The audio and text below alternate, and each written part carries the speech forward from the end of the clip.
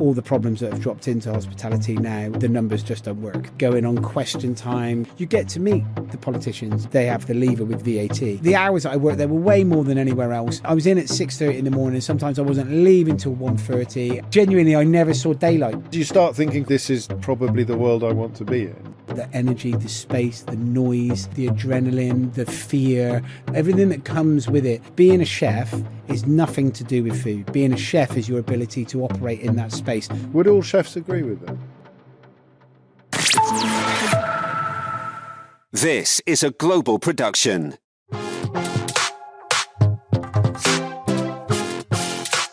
This is quite an odd little subcategory now, of full disclosure. There's like 3 or 4 people who came on the podcast during lockdown, or sort of there or thereabouts. So we did it down the line. We did it on the screen. And it doesn't work in quite the same way as it does when you do it in person. So I can't remember everybody in that category, but Tom Kerridge is, and he's here again today. Tom, thank you. Thanks for having me. You're much more handsome in real life. Well, so are you, mate. This is a great start. You've kind of embraced an activist role a little bit more than you had previously. Did that happen by accident, or did you sort of decide that it was time? There's not that many people who can speak up for the industry, and you're one of the ones who can. Yeah, it kind of happened by accident, but then I found myself in a space. So you cook, you do well, you run a business, it's all okay. I ended up doing things on television, with a TV series, and then lockdown came and we ended up doing the podcast and different things. And when you then become a face, I suppose, in media, and you say some words, and news programs then want to know what's going on within your industry, and people want that they'll contact somebody who people might know. If you cook on the telly, but you've also got restaurants, so you're at the coal face of what's going on. That's somebody that they ask for opinion.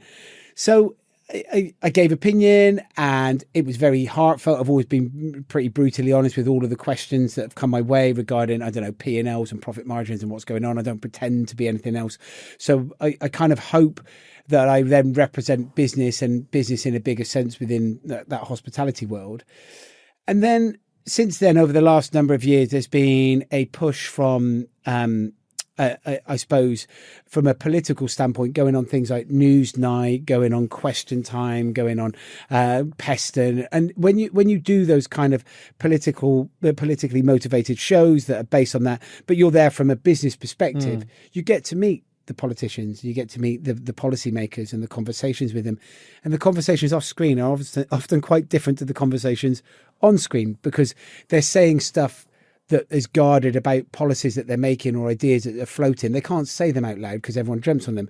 I understand that now. So when people go, well, they never do anything, they actually do work pretty hard at making ideas happen and trying to create things. And but they're months formulating these plans, take ages to process. So you recognise that so much goes on behind the scenes. So then I found myself in a position of talking to members of government about VAT and the issue that has with hospitality, and how it's not in line with the rest of Europe, and how all the problems that have dropped into hospitality now, the numbers just don't work. It just doesn't work, and they have the lever with VAT.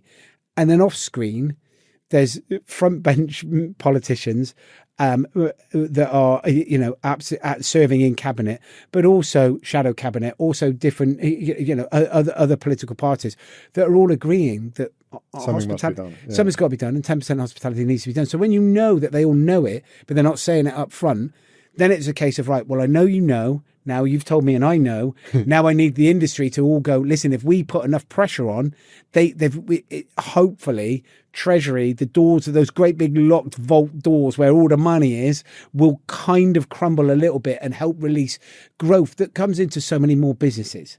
But you're really engaged by it as well. You're finding the sort of intellectual exercise really exciting, because you're speaking in a really animated manner about this stuff. Has that surprised you?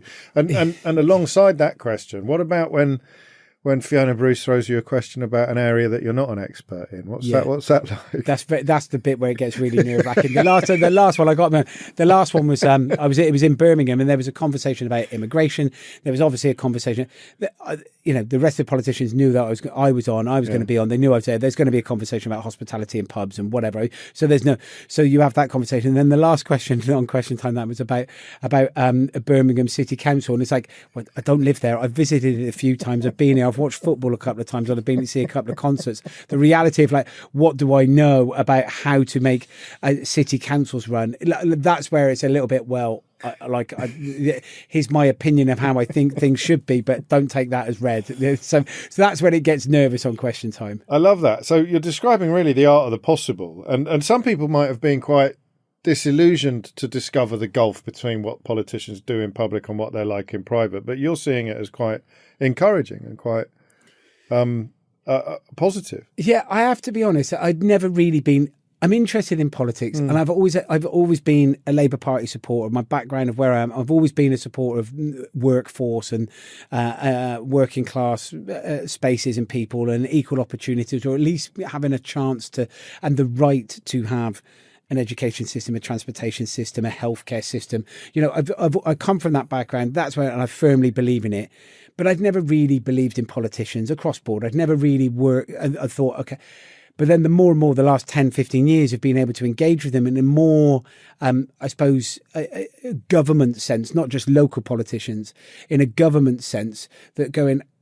And it's across party. I've been impressed by politicians, and you meet them in real life. Rishi Sunak came to one of our restaurants, was to me, sat down, had dinner with him. He had dinner, sat down with him after his dinner for a chat that I thought would be 5 minutes, and I'd be very polite with him. And it was a really engaging, good half-hour conversation with somebody.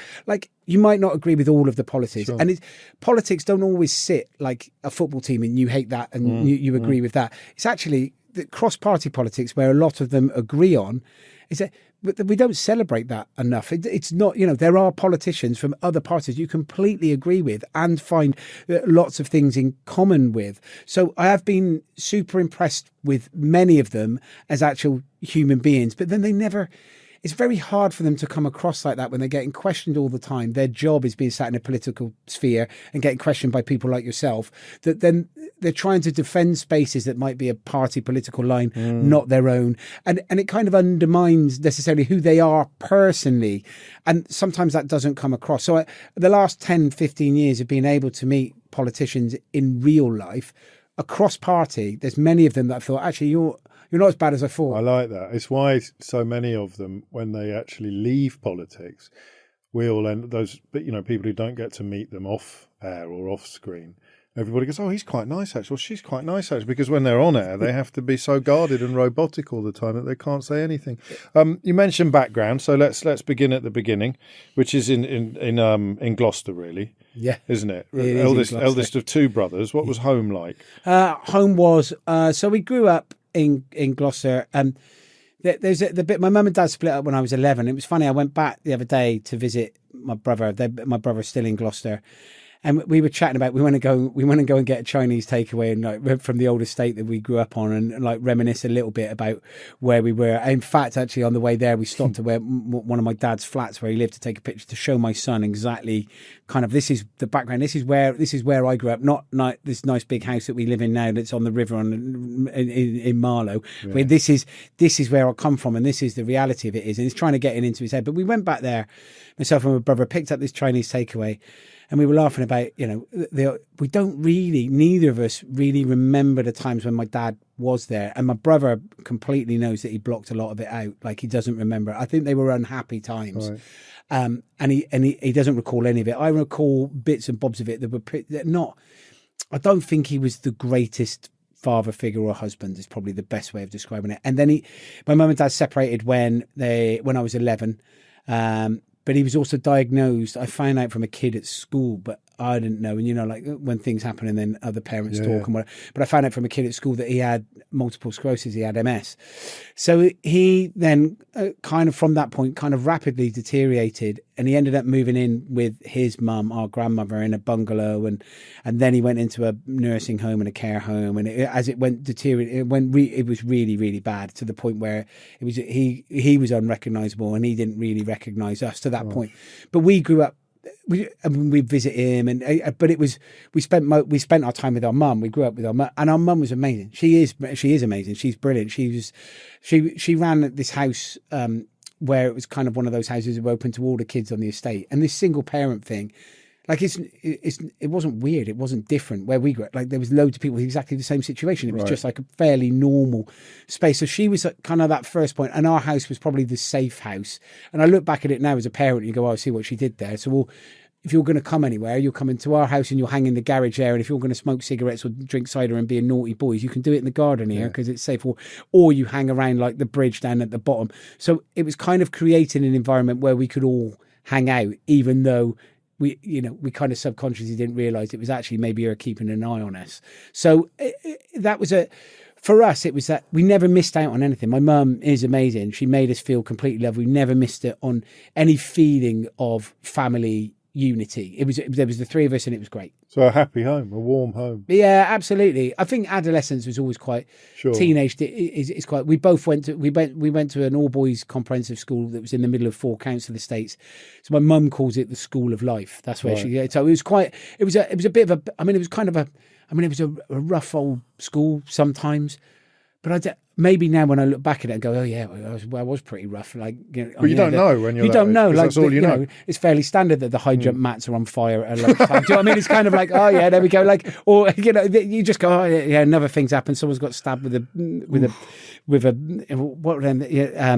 compass. Yeah, that was one of the things. The Bunsen burners are like you're setting like all that kind of normal behaviour. It was kind of like fairly standard and normal. But for me, it was we never felt that we were grown up in anything different or disadvantaged, or you look back at it now and you kind of realise that it was huge. There wasn't a struggle. lot of money around. There was no money around. Yeah. What do you remember primary school? What was primary school like? Primary school was on one of the estates at the bottom, and that was quite good fun. We used to ride our bikes there. We lived on a small house. It was very close to like a hill called Robinswood Hill, which is just on the outskirts of Gloucester, between Tuffley and Wadden, and you would go, when you would go out, you'd ride your bikes off and you go disappear into the woods now. And you look at it now and you go, well, I was like 10, 9, 10, and you just disappear in the woods for half a day. And you just go, see you later. And mum will go, yeah, come, make sure you come back before it's dark. It just doesn't happen now, does it? It just doesn't happen days before mobile phones or anything like that. Did you engage with school? Did you enjoy it? Did you get your head down? Were you a good student? Oh, I don't think I was bad. There's levels, isn't there? And I compare myself to like the other kids in that school, and I go, yeah, I was like quite a good kid. I think I was like there was proper levels there that were quite hard for, I think, teachers to deal with, and I was not in that level. I enjoyed school because of that. I enjoyed because of the banter and the fun. I enjoyed having loads of mates. Always really social. I enjoyed it for the rugby teams and all of that sort of stuff. But in terms of lessons and listening and writing things down and repeating it for an exam at the end was just not for me. It just wasn't my thing. The lessons that I quite enjoyed and I liked were like art was PE, I quite enjoyed biology, but things that were just a little bit more creative, in touch with things that were going on, things that like chemistry, physics. I never even went to physics. I remember I used to walk past the classroom window when I was supposed to be in there and just wave at the teacher. I'd go home. I just wouldn't engage. I wouldn't engage that. Sorry, Mr. Humphreys, but it just wasn't my thing.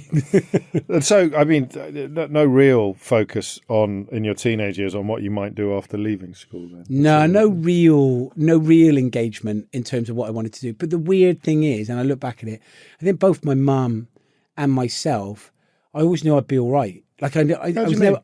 Well, I don't know. I just always knew I'd be okay. I was never fearful, and I don't think my mum was ever fearful.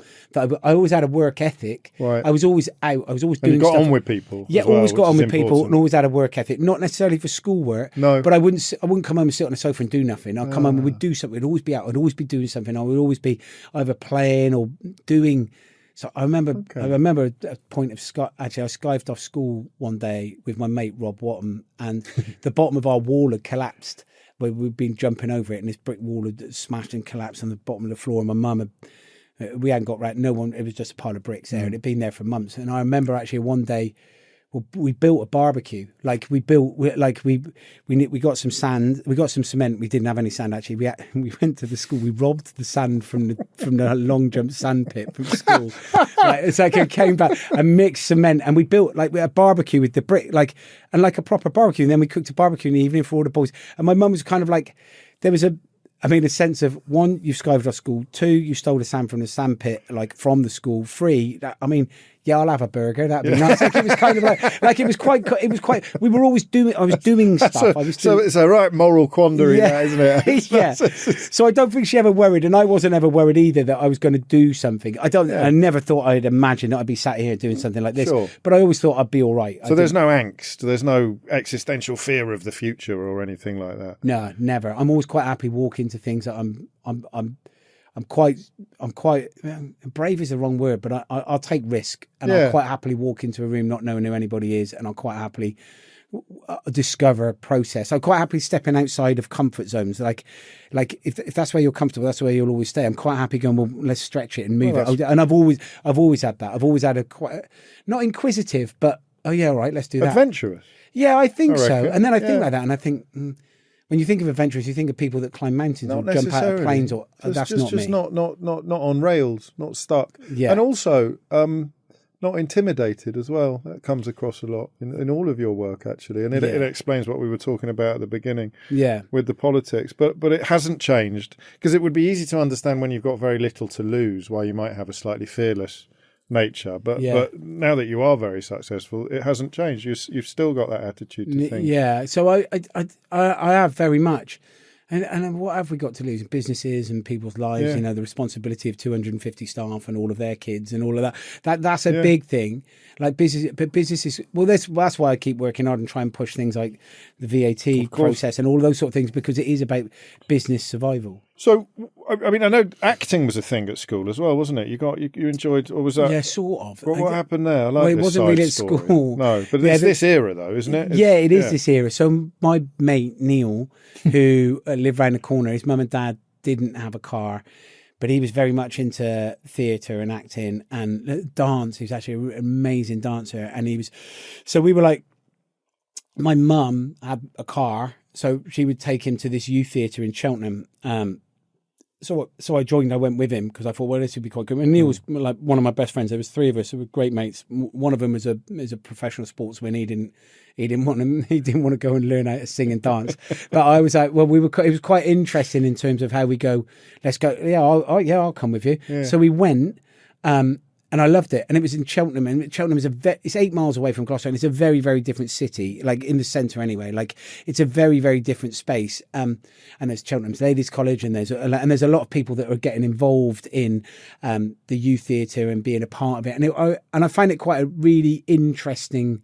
So it's completely new. You come from an estate in Gloucester, and this is quite so. I really did quite enjoy it. And then an agent came to see a show and some people and some bits and bobs, and then asked if I would do I fancy being on there? But I was just like, yeah, all right, yeah, no problem. And literally 2 weeks after that, I was filming the Christmas special in Miss Marple.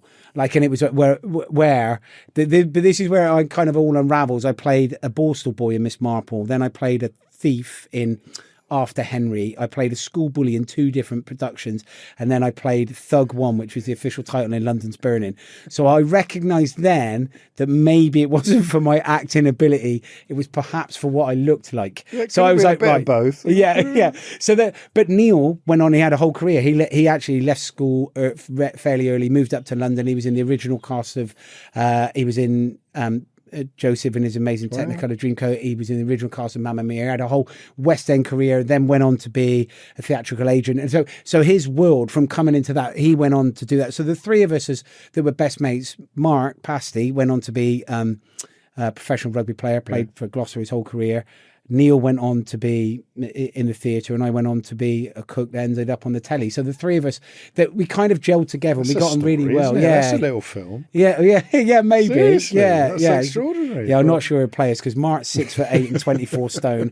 I'm 6'3" and look like Shrek, and Neil is about 5'2" and looks like Arnold from Different Strokes. So it's kind of the three of us were like it was like a yeah. I'm not quite sure who plays who. But also that would have meant you had a few quid in your pocket as well when you were doing that. I did sort of. When you're an actor, like you earn a bit of money there and then. I mean, yes, I had a few quid, but it's kind of something. Didn't last very long. No, I think I earned about 500 quid for 2 weeks' work, which was massive when you were like 17. Maybe it was a bit more. It was a bit more actually because I bought an MG Montego, which was amazing, and then I wrote it off in 2 weeks in a massive collision. So it was kind of like I made money. I bought a mental car that nobody else would have when you were 17, and then I wrote it off 2 weeks later with only third-party insurance, and it was my fault. So it was kind of like, well, that was a fun 2 weeks. Let's go and find something else to do. So I'm beginning to understand why your mum was never worried that you were going to be all right, however things might have unfolded. Yeah, I'd say this was not then a grand ambition. You didn't find yourself suddenly thinking, "I have found my calling. I am to tread the boards." No, not at all. I'm a big lover of the arts. I love art, and I love music, and I love live music and live performance. And Pub in the Park you're heavily involved in now as well, which is a fantastic day. But still, like it was still massively into those sort of but acting, I love movies and I love, but I find if your job is pretending to be somebody else, I find that quite it's hard enough being me. I quite like trying to be as honest and as truthful to being me as I can be, as opposed to trying to be somebody else. So it wasn't really it wasn't my world. It was a skill set of a magician or a dancer is they're expressing something that they're not pretending to be anything else. And acting is slightly different. It didn't engage with me as something that I wanted to be. So what about food? What role did food play in your earlier life? Well, I mean, I ate a lot. I was a big lad. I played rugby and I ate a lot, but it wasn't a world that I went, actually, this is what I'm going to do. It didn't really occur. So I was, and the kids in the 80s, they're known as latchkey kids. And my mum would have two jobs. She'd work in the council as a secretary, and then she'd wash up in the evening. And me and my brother would come home and I would cook tea, but tea would be Finder's crispy pancakes, it would be bird's eye potato waffles, it would be fish finger sandwiches, it would be like I would be cooking something, but it wouldn't be, there was that sense of reward that you've cooked something that, and also as a 13 or 14-year-old, you've lit a gas hob, and there's a sense of responsibility that comes with that I think all touched. Like, we never burnt the house down. Actually, that's not true. We never burnt the house down from the kitchen. I did once set fire to my bedroom floor with shaving foam and matches. So it was quite a big. But not cooking. No, just not to be cooking. Clear. Exactly. Just to be clear, that was something that happened in the bedroom.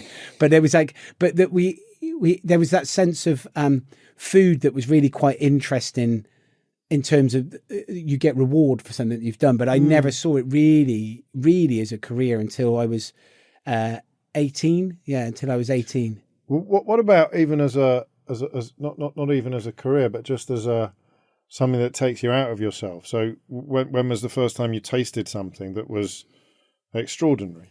Yeah, there's a couple of moments, and they were actually they're parts of when I remember my dad being there. So my dad used to have evenings in the house that were very like bloke nights. He used to brew his own beer, and he used to have very, very drink heavy evenings, and he would set up on the table. And so this probably is 1980, maybe 1981 early. So I was 7 or 8 years old, and there would be things like pickled onions that as an 8-year-old you never eat, and things like that. But there was pâté, like French pâté that he'd have, and he would do corned beef sandwiches with loads and loads and loads of English mustard, and they were done in crispy kind of like baps rolls. And I just remember having some of that. And I remember having English mustard for the first time, pickled onions and the pâté. And these were flavor profiles that I just, like, as a child, you go, what on earth? Like exciting and also like repelling, like horrific.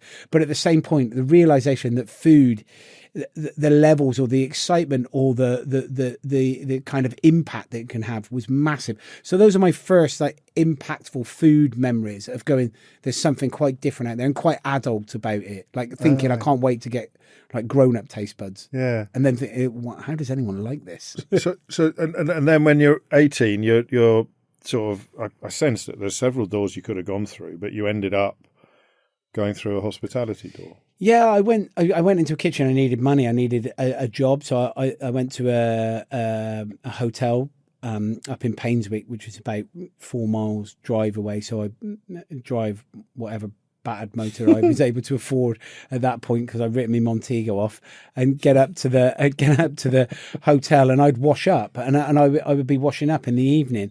But I remember, and it wasn't the food, it was the energy, it was the excitement, it was the banter in the kitchen, and it was the conversations with the waiting staff, and it was the sense of, there was an energy that rolls around. And even if it was a quiet-ish country house hotel, that, you know, on a Tuesday and a Wednesday, there was a few people there, and it was quite good, and it was nice to be involved. The build up to the weekend, the excitement and the energy that the chefs would have, and then you would get involved in the cooking, and every now and then when they were busy and chefs were off or whatever else, you would go from washing up to prepping some salads or doing some bits and bobs. And then the realization of, actually, I love this. I really, really love this. But what do you love, the people or the food? The people. Right. The people, the energy, the space, the noise, the sense of excitement, the adrenaline, the fear, everything that comes with it.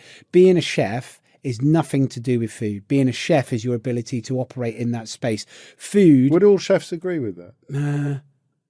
Probably to a point. Most chefs would agree that they've become chefs because of the energy of the space, not because they have a love of food. Right. That can then tip into it. Of course. You then become creative, and some chefs will be very artistic in the way that they operate and work, and some chefs will be more of a tradesperson. I count myself like a tradesman that's learned to build brick walls and buildings through flavour profiles and understanding.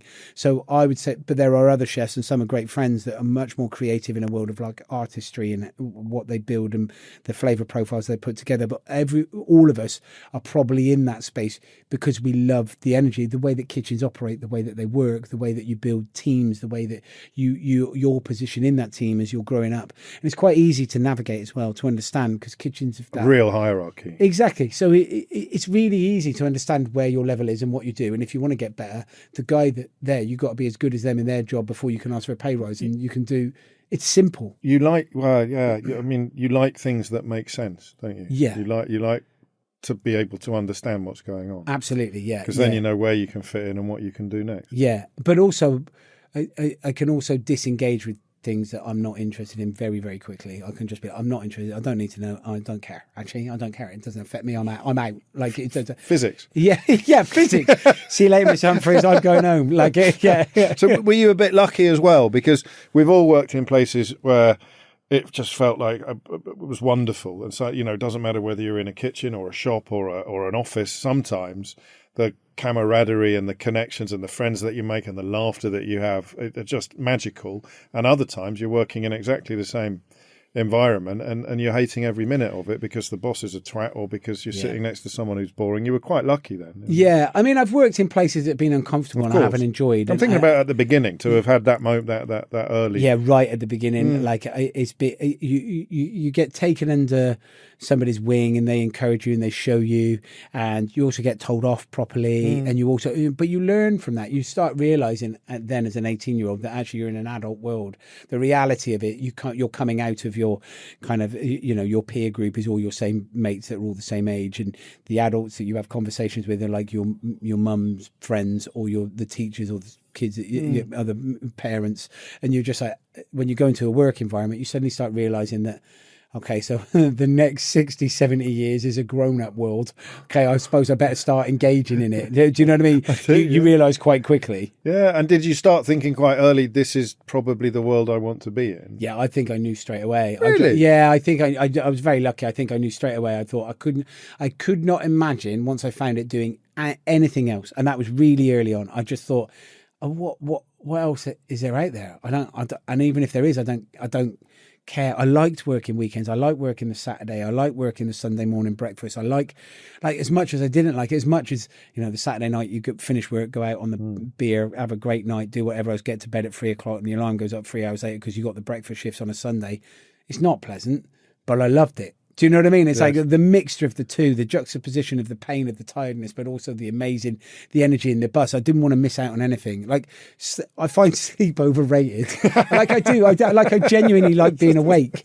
I do like, don't get me wrong, when I sleep, I'll sleep quite heavily for I don't know, I'll get 5 hours nice. Yeah. After that, if I wake up early and the sun's up, now I love it. I love it. I love it now. I love it. I sleep with the curtains wide open. I sleep with the window open, and I sleep with so if the sun comes up and I wake up and I say, "Oh, okay, well I might as well get up now. Let's go and do." I absolutely love it. The birds singing, everything's awake. Let's get out and do stuff. I love it. I hate the winter. I hate when the clocks go back, and I hate it. It's full of. It just makes it. Oh, here we go again. Yeah. Another 6 months of cooking stews and everyone being miserable. It's just like I much prefer it when it's daylight and lovely. When did you become aware of the hierarchy of the profession rather than the simple kitchen hierarchy? When the hotel you were in was a nice country house hotel, but there are kitchens, and then there's some below that, there's some above that. How quickly did you become aware of that kind of structure? When my mum bought me Marco Pierre White's White Heat cookery book it was my 18th birthday, and it was that book was all of a sudden, and it's one of the seminal turning points in British cookery, because Marco appeared, and you got to remember, this is a time before the internet, and the creation of this character that, or even caricature that Marco has become or was this phenomenal chef that's an amazing cook, British, and this book was. Cookbooks that you had before were very French textbook style. Or Delia. Yeah, or Delia. Delia was magic. I know. Delia's amazing. My mum had all of her cookbooks. Yeah. In fact, there's some recipes, like if you were trying to do something in the kitchen and you'd never done it before as an 18, 19-year-old, I'd do a Delia recipe and then go, right, how do we make this more? How do we make this restaurant? How do we do it? Like the fundamental basics of it. Delia Smith is undeniably one of the greatest influences on British food. But Marco then suddenly flipped it with this book that he was cooking at a restaurant called Harvey's. He had 2 Michelin stars. He was creating this big noise in Wandsworth in London, and this energy was there. And this book turned up with all these beautiful pictures, black and white photography done by a fashion photographer called Bob Carlos Clark.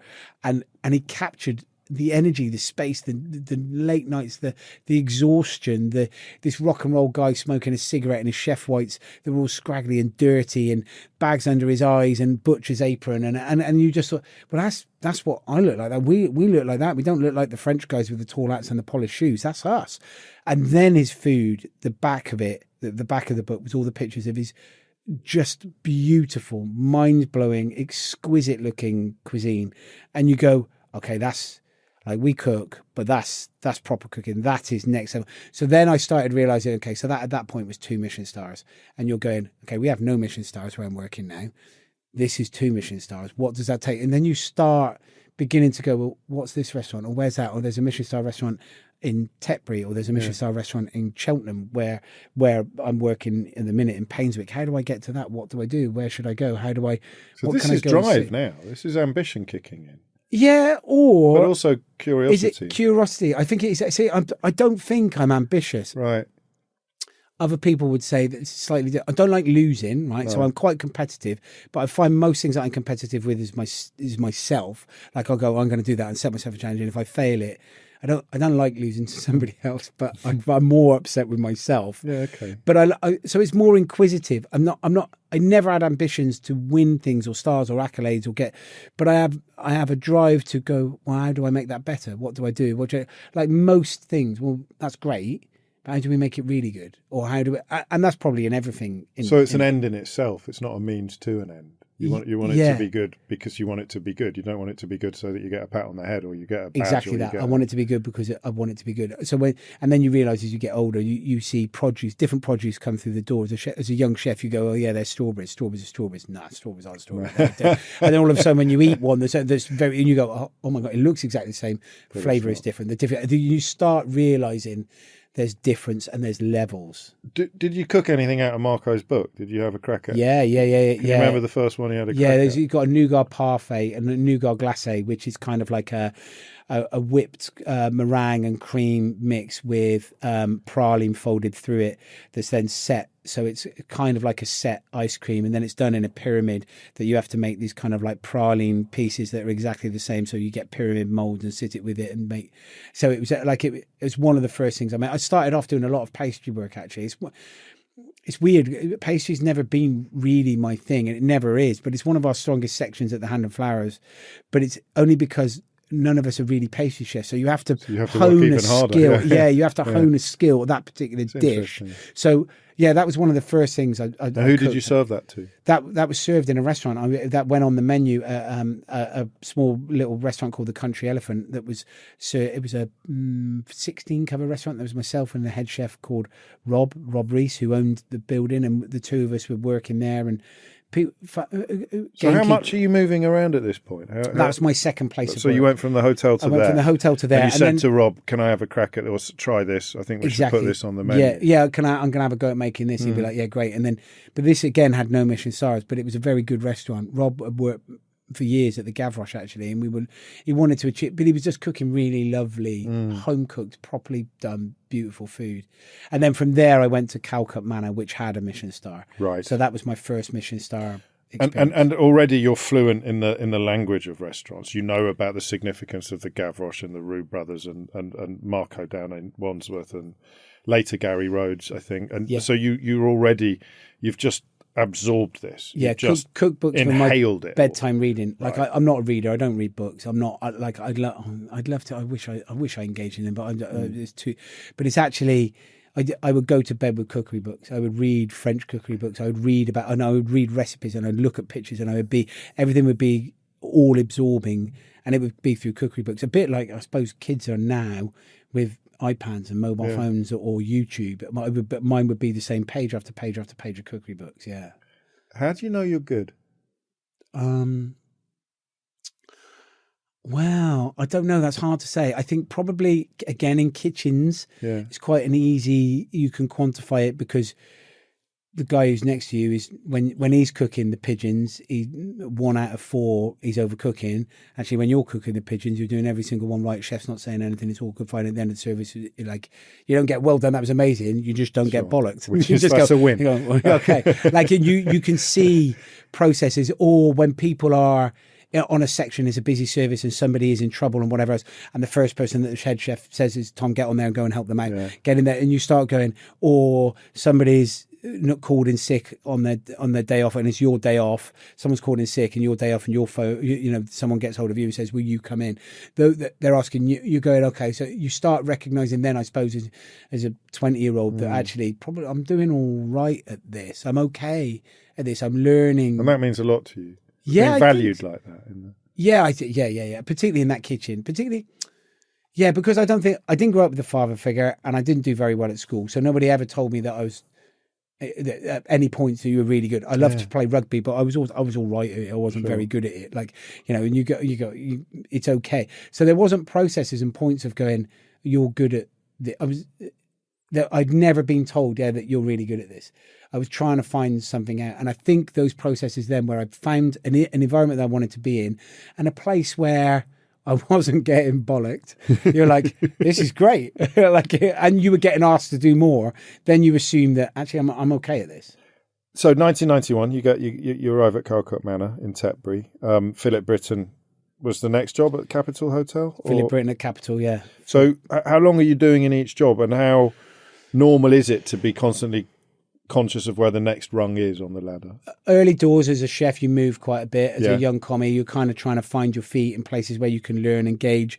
So in the West Country, from kitchen, so I went from Painswick Hotel, Calcutta Manor and the Country Elephant. Those are the three spaces I worked in the West Country that I loved, and all three of them I loved. Calcutta Manor was an interesting space as well. It was great, but then I moved up into London to Philip Britton to go and work with him at the Capitol, which was a small Michelin star beautiful restaurant in a boutique hotel, and it was a proper baptism of fire of learning curve of late nights, early mornings, quite an occasionally unpleasant kitchen, like mood swings, dark spaces. It was quite okay. This is now proper.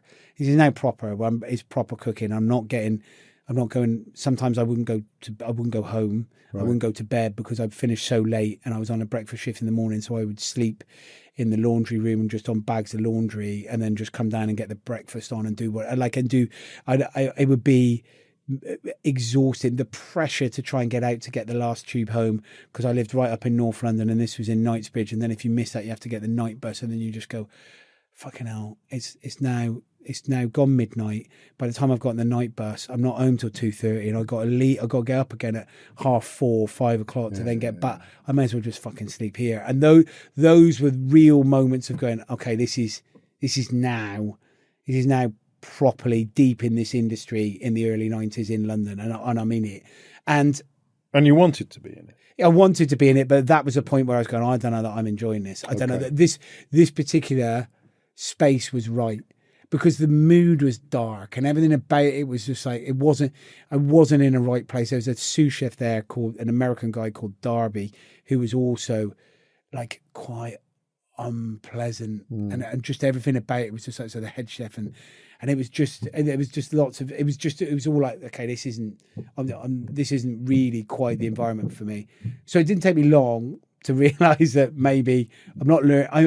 That's not true. I learned so much there. Right. I learned so much, but I just didn't good and enjoy bad. it. I mean, you also learned what you didn't want to do and how you didn't want to live. Exactly. Yeah, exactly. You learn a lot of how to talk to people. When do you start entertaining, or does it appear early, that the idea that I want to be in charge one day? Oh my God, no, miles away. Was it? And miles away. I count myself. I have this conversation quite often with some people, some friends that go, like, you quite an alpha male, and I don't think I am. I think I've learned leadership from being a number two, from being I'll quite happily be a beta male and go right, like, let's make this work, from being from encouragement. And I can stand there like an alpha male, and I can be that kind of guy, and I can be in that process. And everyone likes to think they're that sort of person. But when you meet real alpha male, like real proper, like, you realise they do. Yeah. And I was quite happy to be a number two for so many years, whether it was, I worked then for Stephen Bull in a brilliant That space. was a long shift. That was 3 years. Three and a half years. Yeah. And I loved it, from opening to almost closing of the space. And it was brilliant. And I loved it. I loved everything about it. It was just off Leicester Square. The head chef there, a guy called John Bentham, was an excitable, crazy lunatic that would turn up and change a dish, and then all in between lunch and dinner, and I would learn so much of it. The hours that I worked there were way more than anywhere else. I was in at 6:30 in the morning. Sometimes I wasn't leaving till 1:30, and you'd be running around in a basement kitchen.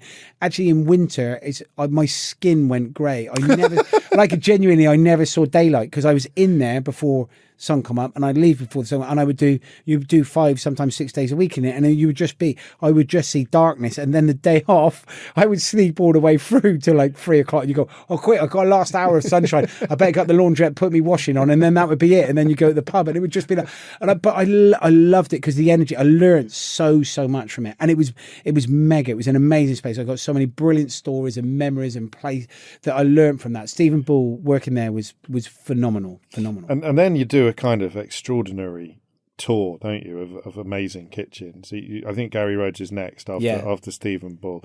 Yeah. I always feel that he is underestimated in the whole revolution in British cooking, and also when kitchens clashed with television and things like that. He was probably the first one that really got me looking at food in a completely different way. I remember doing his bread and butter pudding. Never seen so much cream in my life. yeah, it's amazing. He must have been good to work for. We have that on the menu. Do you? Yeah. Gary Rhodes bread and butter pudding. He was brilliant to work for in lots of different ways. He was incredibly inspiring in terms of flavor profiles in terms of taking things off a plate. There's no need for any of it. Like if you've got 3 ingredients that are done really well, just leave it alone. Don't do anything else and go, okay, what about garnish? And just do that. If it's beautiful, amazing spinach, wonderful sea bass, great butter sauce, don't do anything else. Okay. And then the recognition then that ingredients can absolutely shine. And that for me has been one of the most influential periods in terms of the way that I cook and the way that I put things on a plate and think about it. Gary was magical for that. But also because him as a human was, he was finding his way of being a famous person. Yeah. There weren't many chefs then that were on telly. There were lots of presenters on television, but he was one of the first. He was a Michelin star chef that was cooking on the TV that people recognised, and his food style was different to anything else. It was British. He had a Michelin star for doing steamed suet puddings, and you go, wow, and you realising that actually showcasing how wonderful British food is to the rest of the world. Gary was exceptional at that, and that was a brilliant period to work with him, and it was amazing. It was brilliant. And well, actually one of the biggest things I take from that is meeting my best mate Paul Ainsworth, who's another great chef with Michelin stars and brilliant restaurants and amazing hotels that he's opening and all these sort of things. And Paul gone on but we both worked together for Gary. Paul's a little bit younger than me. He looks a lot younger. He's about 5 years younger than me, but we met there, and I just remember this young, enthusiastic, amazing guy, and we've been best friends ever since. And that you take moments like that from kitchens when you're in something together, and he's hugely inspired by Gary as well. I love that, and I mean we're going to skip through the next bit because I want to find some time for the new TV show. But an even more significant meeting was with Beth, of course. Yeah, so that was actually when I was working at Stephen Bull. So we were working at Stephen Bull, and at Beth. I lived in a flat. There was 5-6 of us that all lived in a flat. We moved up from Cheltenham together. We lived in this big flat in Finchley, and one of them, one of our closest friends, Adam, his brother also lived with us, and his brother was a technician for Sir Anthony Caro, and a very famous artist, a sculptor. And Beth was also one of the technicians for him. She was a MIG and TIG welder and bronze caster for him, and it was Tim's birthday one night, and it was a Friday night, and I come home from work. I was on an early, so I managed to get on. I was off on the Friday night, and the restaurant is always shut on a Saturday morning, so I wouldn't have to go back till the Saturday evening. So there was a Friday night, Saturday evening, and I was just like, I am absolutely done here. I'm done, like, I don't know, 70, 80 hours this week already. I've had no sleep. I'm just going to have the night on. But Adam said, you got to come out. It's Tim's birthday. So we went out. We went into Camden, went to a comedy club, and that's where I met Beth. So yeah, she was there from that point. And then, this amazing, quite mouthy northern artist was like straight away, like actually the first thing she said to me was, give me £3 for the stripper. It was like, all right, like great, mega, like, so that was, it was quite an impactful, I suppose, introduction. Yes. And significant as well, because I don't know, is it true? Do you think that if it wasn't for her, you may never have struck out on your own? You might have stayed in... Yeah, 100%. Yeah, definitely her. So Beth always worked for herself, but her dad is a self-made man. He'd done very well and lost a lot, been declared. He's a potter.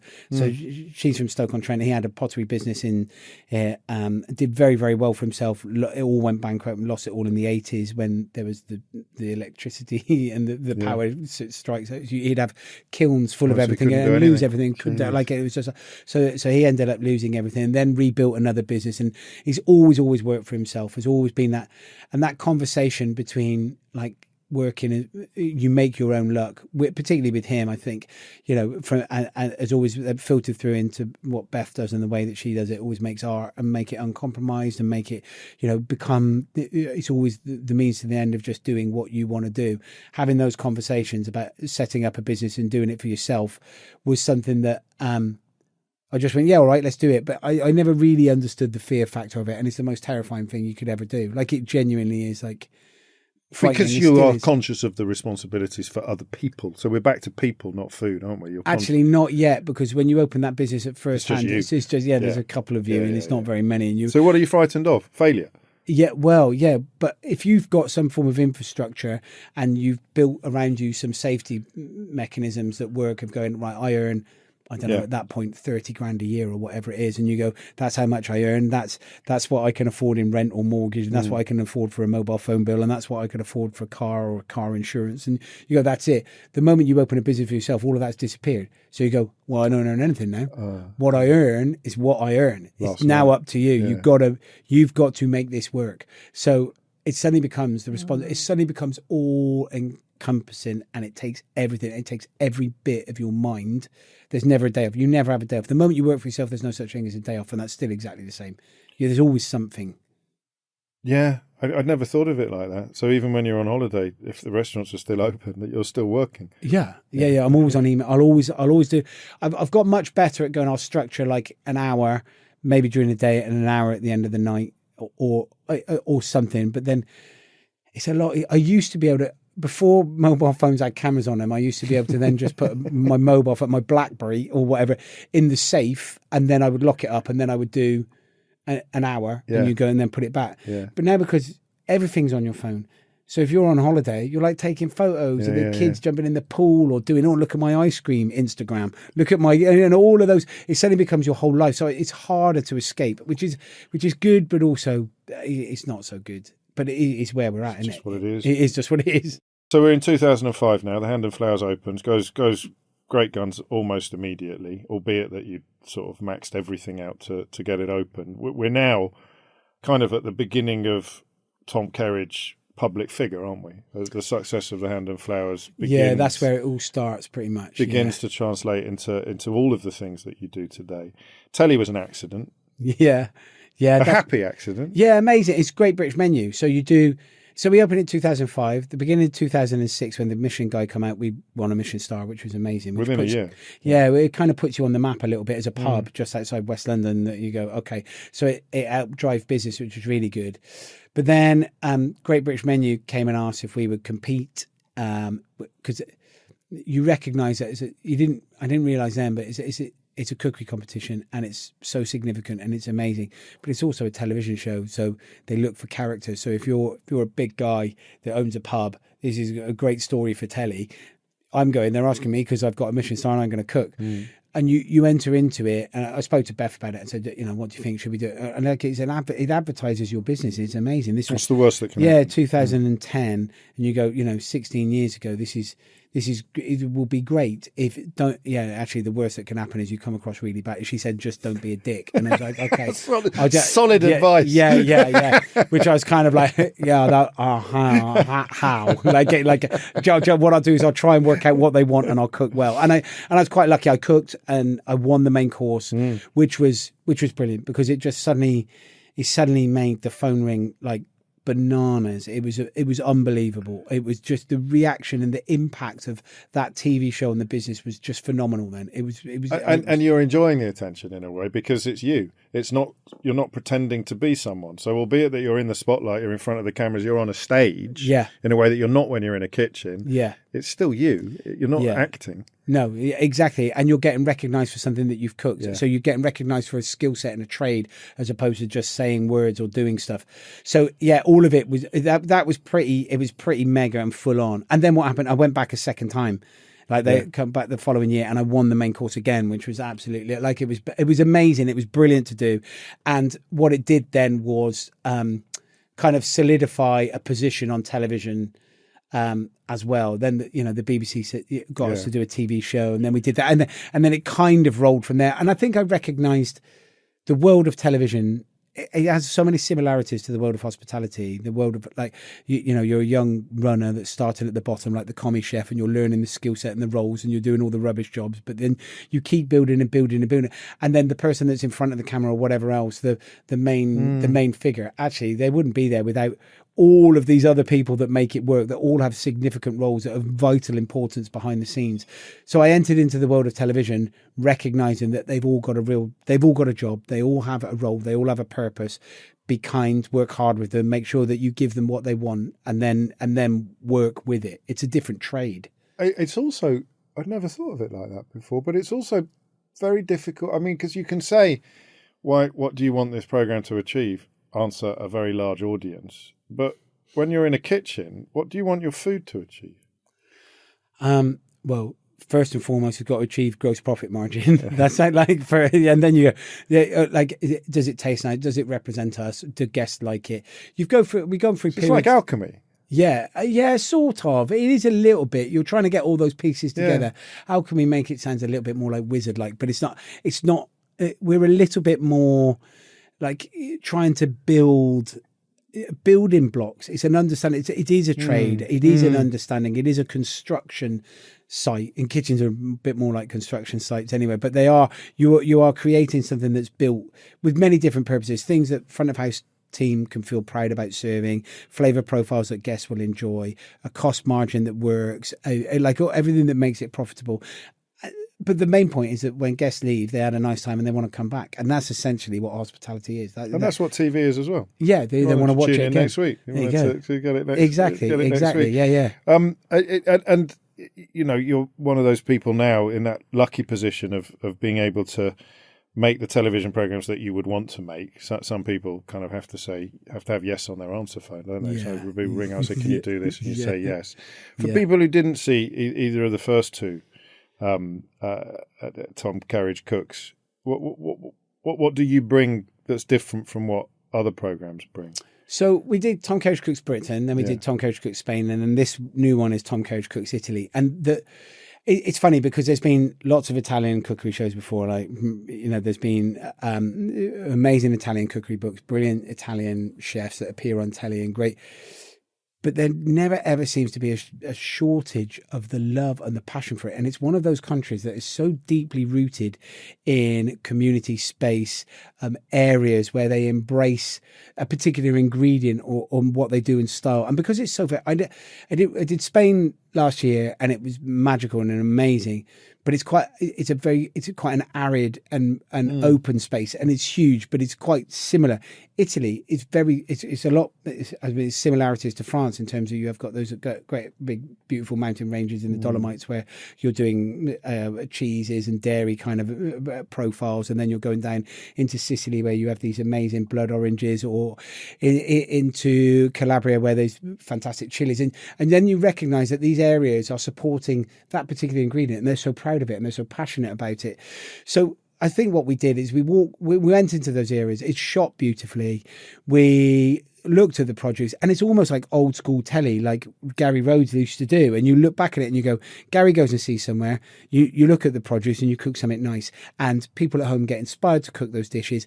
The thing about Italian cuisine is it is. Saying it's easy is doing it a disservice, but it is connectable. It is understandable. It's within reach. It is within reach. And if you buy beautiful ingredients from the supermarket, then the profile of it, you can enhance and make it work anyway. And you go, okay, so it works for that point of view. And then you go, well, the way that it's shot, we have fun doing it. You go, I'm going to cook this Italian dish. I'm probably going to book an Italian holiday. I'm going to go, and it's just old school, connectable television that's escapism for half an hour on ITV, and you just go. And you're cooking for the people who have grown or produced. Yeah, that's actually the most nerve-wracking bit. I've got to be honest. I can imagine it. Yeah, there was a bit where we did the olive groves, and the olives were amazing. And there's trees there that are 400 years old, and you're getting olives from that, and harvesting the olives, and the first press olive oil, and they're having some bread and olive oil at lunchtime, and it's just delicious. And you think that's the other thing. You think of the history and the heritage of that tree that's 400 years old. Think of all the people that have harvested it. Think of the generations and generations of people that have had oil from it, and things like that was so connectable and so beautiful. And then what we made for them, I actually made them a cake. So I made them a cake using the olive oil instead of butter, and it was actually quite interesting because they'd never had it before. They'd never had a cake made with olive oil. So it actually worked really, really well. I was actually one of my most nerve-wracking ones. I was like, how does it showcase what they do? But actually it shows their ingredients being used in a very different way. And it was beautiful. It worked really well. But that is quite a nerve-wracking moment, yeah. And is that, I mean, that's your imagination. So at every destination, you're thinking. I know you've got a team and stuff like that, but it's on you. It's your name above the door, just like it is at the restaurant. Yes. So you're thinking from the start, what am I going to do? What am I going to give them? What am I going to serve them? Do you know what? Actually, I'm thinking about what will people cook at home first. Are you? Yeah, I'm genuinely what thinking. will transfer? Yeah, what will transfer? What will people engage with? What will be? Of course, I really want to impress People again, isn't it? Not yeah, food. yeah, it is. Yeah, I'd like to impress the producers. I want to showcase their product, but in my head, I'm thinking that's two people that may or may not like what I've cooked for them. The reality is that I want 1 million people to watch it on television to engage in it. I think I know your answer to this question, and I don't think it's a very good question, but I'm going to ask it anyway. What satisfies you most? Oh my God, I mean, that is a really good question. I've no idea. That is a really good question. What satisfies me most? I like it when everyone else is happy. I like it when we're in a good environment and everyone's working well. That can be in a kitchen. That can be in a work environment where we're filming, where a film crew's happy. I work with the same people every single time because I love working with them. They understand how I work. I understand how they work. What we get, we all have when you're cramped up in a car and traveling in between hotel rooms and you're turning up into hot fields. It is work, right? It is work, but it's not rubbish work. It is a good gig, but you still want to be. So I like it when people are happy. I like it when people feel that they've had a good time. I like it through restaurants, through the pubs, through the whatever. Whether it's coming around my house, we're quite a big social house. We got a 10-year-old son who's got loads of rugby mates and all the parents, and we will quite happily have random Sundays where 30 people are running around the house, like the kids are shooting each other with Nerf guns, kicking a rugby ball at each other, jumping on a trampoline, having, I don't know, outdoor cage wrestling whilst I'm cooking a barbecue. Those kind of things are just the house just turns up like that. Somebody else turns up with a crumble. Somebody else brings a load of it just becomes, and I like that. I like when there's a great energy, and I like being around people. So that satisfies me the most. I think one of my biggest fears is loneliness, right? And I think I do everything I can to surround myself to not have. I'm not really a big fan of my own company. Are you not? No, I'm not. I get bored quick. I like being in the car on my own. I like having music. I like trying to zone out. I like a decompression time, and that might be at 1 o'clock in the morning, scrolling on my phone, watching the news, but I'm not really a big fan of going.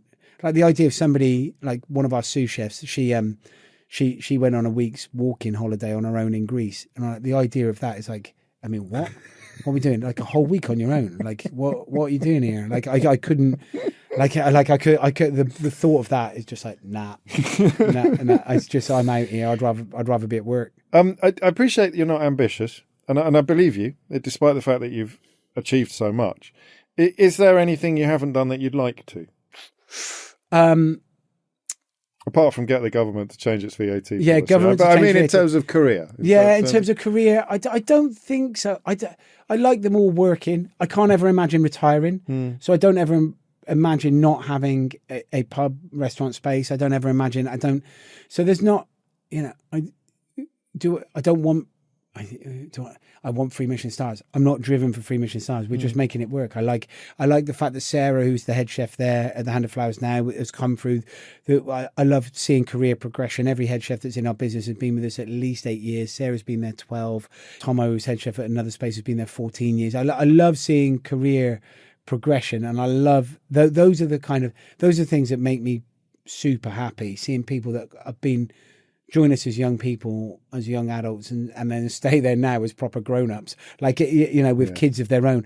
Those are the sort of things that I really like. There's soft ambitions, I think. There's nothing that's driven of going, this is what I want, this is what I want to achieve, this is what I want to... I'd like the businesses to work. They don't work at the minute. They're not working. Right. And that's kind of the drive and the ambition.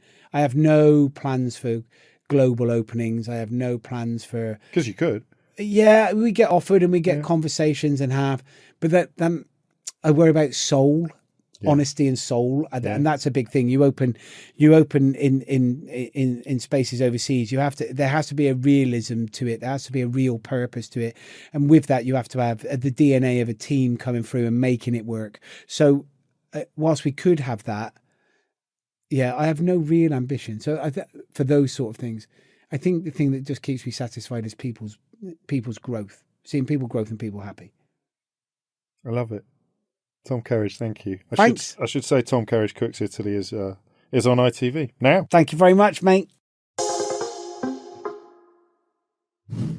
This has been a global production.